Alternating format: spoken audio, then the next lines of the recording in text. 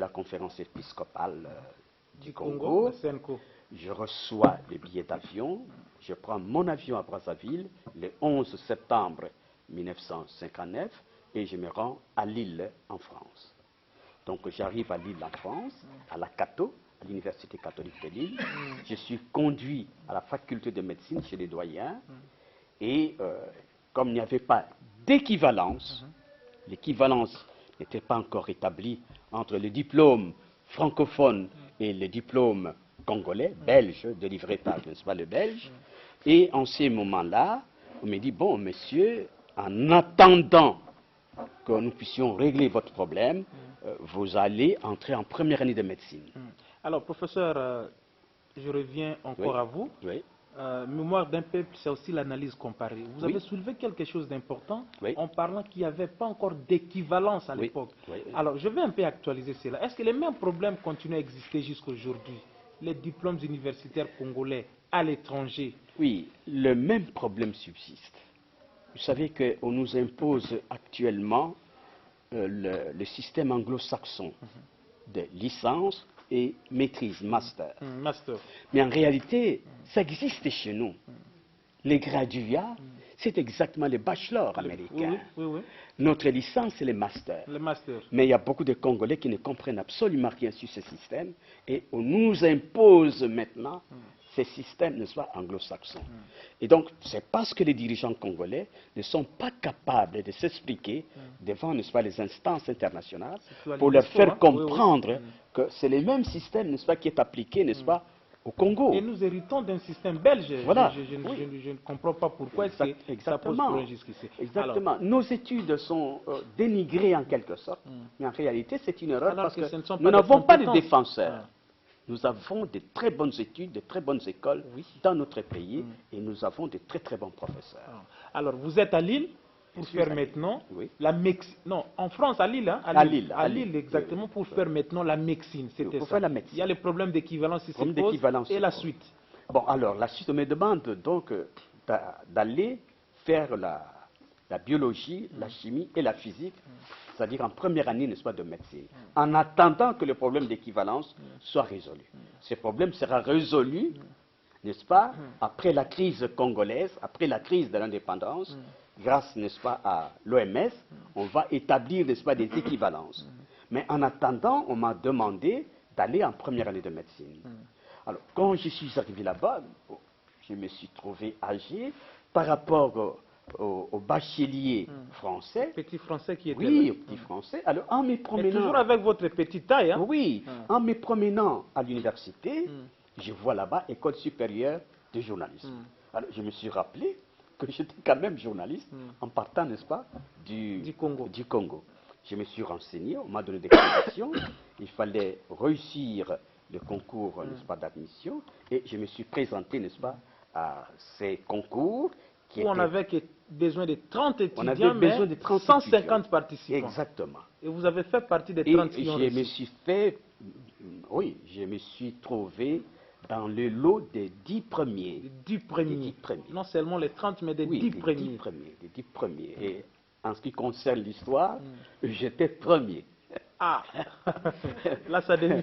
J'étais premier en ce qui concerne la composition d'histoire qui portait sur l'histoire française, n'est-ce pas, sur les batailles, n'est-ce pas, ou la bataille de Napoléon, n'est-ce pas, de cette coalition contre Napoléon. Et je me suis trouvé premier en ce qui concerne la composition, n'est-ce pas, de l'histoire. Alors donc j'ai passé mon concours d'admission, que j'ai réussi. Alors j'ai renoncé à la médecine jusqu'en 1960. Et en 1960, donc c'est là qu'a commencé le renoncement des études médicales ou de médecine. Maintenant, vous faites les cap aux études de journalisme. En 60, au mois d'août, la faculté de médecine m'a écrit pour me demander d'aller reprendre des études de médecine en première année de doctorat. Vous avez dit que c'était trop tard. C'était trop tard. Alors j'ai continué les études de journalisme. Ok. Nous sommes en train de continuer. Mesdames et messieurs, vous qui nous suivez, je suis en train de dire que cette émission, nous la dédions spécialement au premier pionnier de la RTNC.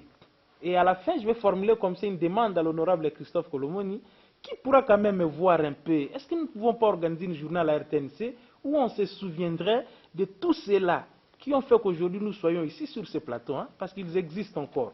Voilà pourquoi nous avons décidé d'aller avec cette série. Ils ont fait quelque chose pour la nation. Et nous recevons pour vous le professeur Malembe Tamandiak qui a renoncé à son prénom de Paul.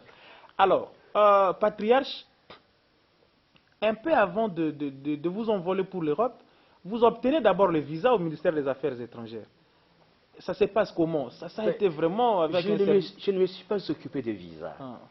C'est le secrétariat général de l'épiscopat, dirigé par le père Mosmans, qui s'est occupé du dossier. Et d'ailleurs, j'ai voyagé sans passeport. Sans passeport. J'avais ma carte d'identité de l'époque coloniale. Hein? Le père m'a apporté, n'est-ce pas, le billet d'avion. Il m'a fait traverser. Il avait déjà pris les dispositions avec l'épiscopat en face, qui m'a conduit jusqu'à l'aéroport. Donc, je n'avais pas besoin de visa, je n'avais pas de passeport en ce moment-là. Ma carte d'identité suffit. Vous a suffi pour que toutes les démarches soient rapidement décantées. Exactement. Et avec une certaine, je dirais, rapidité. Oui. Avec une certaine rapidité dans le cadre des services. Exactement. Ce qui n'est pas le cas aujourd'hui. Hein. Pour avoir le passeport ici, il faut faire autant de tours, il faut mettre tout le temps qu'il faut mettre, alors que ce sont des choses, si l'administration est bien assise, est bien manipulée, obtenir un passeport ne poserait pas assez de problèmes. C'est une parenthèse que nous refermons rapidement, parce que c'est ça aussi le style de cette émission. Alors, vous commencez à l'école supérieure de journalisme de Lille, et vous allez jusqu'à quel niveau? Je termine après les 3 années de formation. C'est le niveau, n'est-ce pas, de la licence de bachelor américain. Je termine, et quand je termine, je suis reçu par M. Robert Hénard, le directeur. Nous étions 3 étudiants africains. Il y avait un Camerounais, Angelbert Ngok, un Guinéen, Bayo Karamoko, et moi.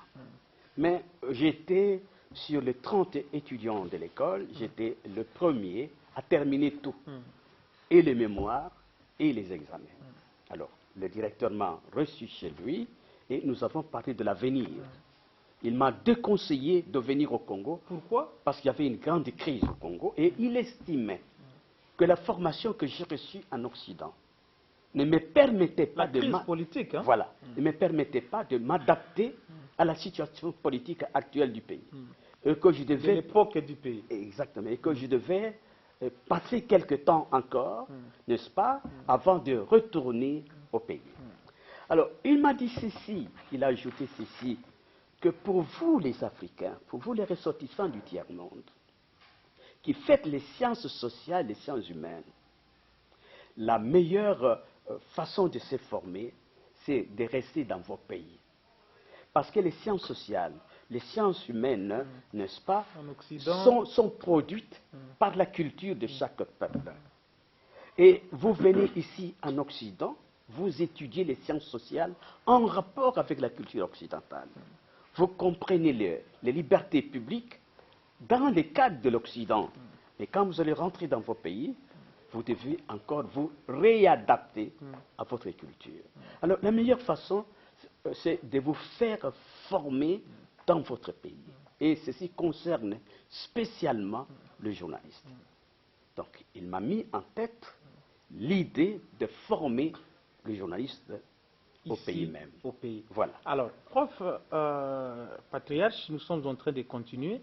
Après une licence obtenue en journalisme, vous traversez pour Bruxelles. Pour Bruxelles, oui. Alors, parce que je signale à ceux qui nous suivent que le professeur Malembe, sur le plan scientifique, vous allez voir qu'il a fait la traversée de toutes les étapes. Il est docteur en sociologie. Et vous comprendrez pourquoi lui, il est journaliste, mais il est plutôt docteur en sociologie.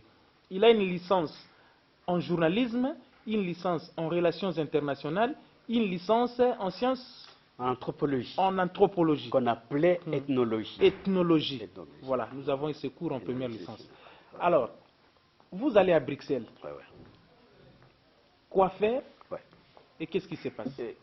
Je suis recommandé par l'Université catholique de Lille auprès de l'Université catholique de Louvain.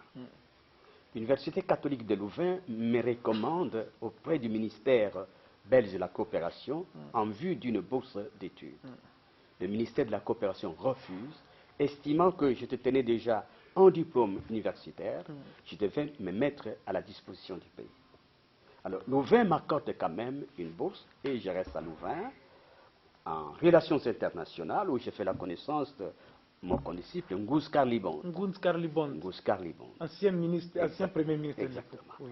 Et je m'inscris également à la faculté des lettres, n'est-ce pas, en ethnologie générale, où je rencontre un prêtre qui deviendra un jour l'inspecteur général de l'enseignement primaire, secondaire et professionnel au Zaïre, n'est-ce pas, et qui a quitté le Congo en 1970, après avoir renoncé à son statut, n'est-ce pas, de prêtre.